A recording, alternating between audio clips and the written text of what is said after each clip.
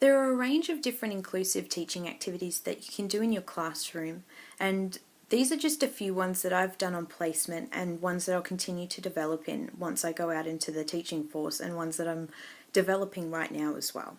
So you need to make sure, and for me it's really important to make sure that I cater to academic diversity, cultural diversity, learning difficulties, and also gender diversity in my classroom. I went to an all-girls school, so it's really important for me to distinguish different teaching methods that might appeal more and engage boys or might engage girls more. For example, like video games or a virtual reality for a history lesson, or for girls, give them something that they can use all their pens for and do different things and organise a sort of presentation. They're all really important to me, to make sure you think of lots of different things to engage your students and be inclusive to their learning needs.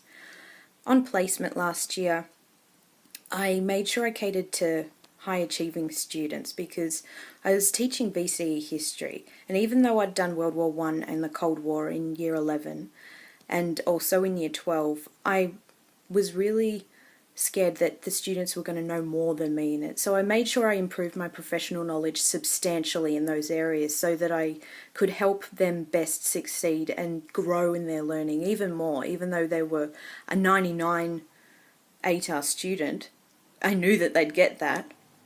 I wanted to help them improve even more. Another way that I've made sure that I catered to diversity was making sure I catered to all the different learning styles. And also this comes into learning students that have learning difficulties as well. Even if a teacher comes up to me and says, oh, such and such student is really misbehaved, they run around, they don't listen, it's not that they're a bad student in my opinion. I believe every student is a good student. They have the capacity to learn. It's just that their brain may be wired differently to yours and mine, such as in the case of ADHD. For my action research project at the moment, I'm going to be addressing how to improve my teaching methods to cater to students that have ADHD, and in that case those students learn best kinesthetically, audio, visually, and also with colours. And so I want to make sure that I cater to all of those things in my classroom, no matter whether I know or don't know whether there's a student who's diagnosed or undiagnosed with a learning difficulty in my classroom. I want to already be exhibiting that, no matter whether I know or not. Another aspect of diversity that's really important to me is cultural diversity. Every student in my class is going to have different experiences, and they're all going to believe different things, and they're going to have different values and come from different places.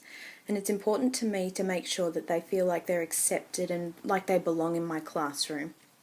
I really want to exhibit unhypocritical behaviour towards all students and make sure that I lead by example, and I'm very inclusive in my teaching methods and very accepting of cultural diversity and other things in my class.